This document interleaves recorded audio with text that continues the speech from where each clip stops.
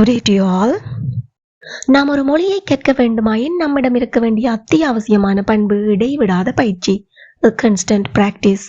அந்த வகையில் நாம் தினமும் 10 வாக்கியங்கள் தமிழிலும் அவற்றை எவ்வாறு ஆங்கிலத்தில் பேசிடலாம் என்பது பற்றியும் பார்க்க போன்றோம். நீங்கள் செய்ய வேண்டியது என்ன? வெளிவருகின்ற தினமும் 10:30 மணிக்கு காலையில் வெளிவருகின்ற இந்த வீடியோவை பார்வையிட்டு இங்கு பயன்படுத்தப்படுகின்ற வாக்கிய அமைப்புகளில் தினமும் பேசக்கூடிய வாக்கியங்களை முடிந்தவரை உருவாக்கி பாருங்கள், எழுதி பழகுங்கள், பேசி பழகுங்கள், மறக்காம கமெண்ட் பண்ணுங்க. One day you can be fluent in speaking English. If you have any doubts, please do comment. I will help you. Now, let's move on to the video. வீட்டில் என்னுடைய சகோதரி இருந்தால், ஆனால் வேறு யாரும் இல்லை.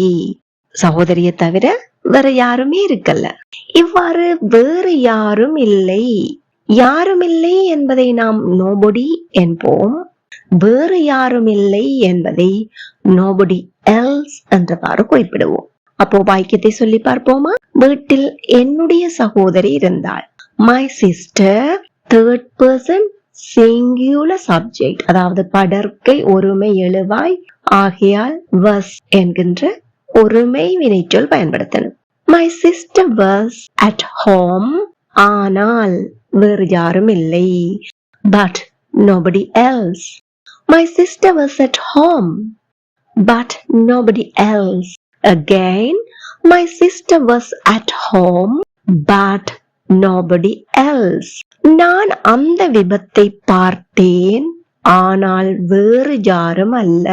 அப்ப அந்த விபத்தை பார்த்தது நான் மட்டும்தான், வேறு யாருமே பார்க்கல. நான் பார்த்தேன், I saw. எதை பார்த்தேன்? அந்த விபத்தை, the accident. I saw the accident. ஆனால் but nobody else did. ஆனா வேறு யாரும் பார்க்கல. Nobody else did. திருப்பியும் நாங்க nobody else saw the accident அப்படின்னு முழு வாக்கியத்தையும் சொல்ல வேண்டிய தேவை இல்லை. Nobody else did அப்படின்னு சொன்னாலே போதுமானது. I saw the accident, but nobody else did. ஏன் did பயன்படுத்தினோம்? இது கடந்த காலத்தை குறிக்கின்ற ஒரு வாக்கியம். So என்பது வந்திருக்கிறது. பார்த்தேன் ஆகையால் did. இதுவே பார்க்கிறேன் என see, I see என்றவாறு வந்திருந்தால் இங்கு nobody else do என்று பயன்படுத்தணும். மறுமுறை வாக்கியத்தை சொல்லி பார்ப்போம். I saw the accident, but nobody else did. Again, I saw the accident, but nobody else did. உதவி செய்ய வேறு யாரும் தாமாக முன்வரவில்லை. ஒரு தானே ஒரு செயலை முன்வாரத நாங்க எப்படி ஆங்கிலத்துல சொல்வோம்? வாலண்டியர். அப்போ இது கடந்த காலத்தை குறிப்பதால் வாலண்டியர் என்பதனுடைய கடந்த கால வடிவம் என்ன? வாலண்டியர்ட். ஐக்கியத்தை சொல்லி பார்ப்போமா? Nobody else volunteered. எதற்கு? உதவி செய்வதற்கு. To help. Nobody else volunteered to help. எல்லாரும் மறுமுறை சத்தமா வாய்விட்டு சொல்லி பாருங்க. Very good. Nobody else volunteered to help. இப்போ உங்களுக்கான வினா, வேறு யாரும் அங்கே செல்லவில்லை. Please comment your answer. Amazing. You got it. நான் அந்த சத்தத்தை கேட்டேன், ஆனால் வேறு யாரும் அதை கவனிக்கவில்லை. I heard the noise, but nobody else noticed it. கவனிக்கிறது எப்படி ஆங்கிலத்தில் சொல்வோம்? Notice. Nobody else noticed it. I heard the noise, but nobody else noticed it. எல்லாரும் வாய்விட்டு சத்தமே என் கூட சேர்ந்து சொல்லுங்க. I heard the noise, but nobody else noticed it. இந்த வாக்கியம், நான் அந்த சத்தத்தை கேட்டேன், ஆனால் வேறு யாரும் கேட்கல. இந்த மாதிரி அமைந்திருந்தால் நாம் இங்கு nobody else noticed it என்பதற்கு பதிலாக nobody else did என்று சொல்லி இருக்க வேண்டும். சொல்லி பார்ப்போம் முழு வாக்கியத்தையும். I heard the noise, but nobody else did. I heard the noise, but nobody else did. இப்போ உங்களுக்கு நன்றாக புரிந்திருக்கும் என்று நம்புகிறேன். இந்த வீடியோ உங்களுக்கு பயனுள்ளதாக இருந்தால் மறக்காம ஒரு லைக் பண்ணிடுங்க. நான் சோர்வாக இருந்தாலும் நான் பாட்டிக்கு போனேன், அதாவது விருந்துக்கு சென்றேன்.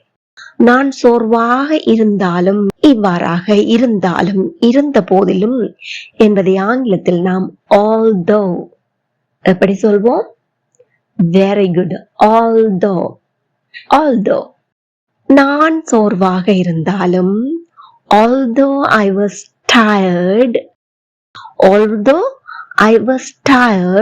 நான் விருந்துக்கு சென்றேன். I went to the party. Although I was tired, I went to the party. Although I was tired, I went to the party. அவள் கடுமையாக படித்திருந்தாலும் அவள் தேர்வில் சித்தி பெறல. நல்ல கஷ்டப்பட்டு படிச்சா, ஆனா தேர்வுல சித்தி பெறல. Although she studied hard, she didn't pass the exam. Although she studied hard, கடினமாக படித்திருந்தாலும் அவள் தேர்வில் சித்தி பெறல. She didn't pass the exam. மறுபடியும் சொல்லி பார்ப்போமா? Although she studied hard, she didn't pass the exam.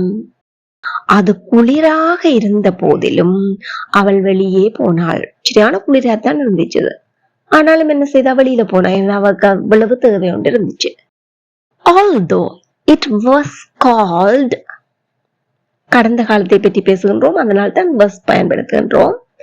Although it was called, அவள் வெளியே போனாள்.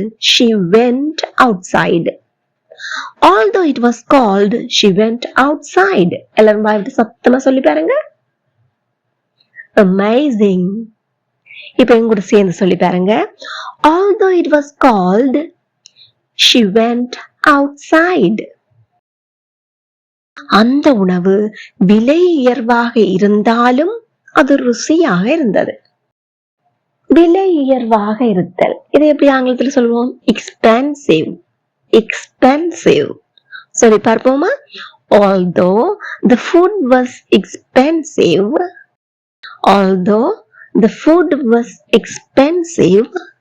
it was delicious. எப்படி இருந்துச்சு? சுவையா இருந்துச்சு, ருசியா இருந்துச்சு. It was delicious. Although the food was expensive, it was delicious. Although the food was expensive, it was delicious.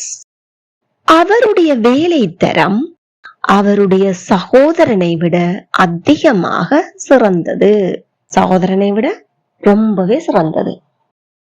அப்போ இங்கு நாம் சகோதரனை விட சிறந்தது என்பதன் மூலம் எதை சொல்லுகின்றோம்?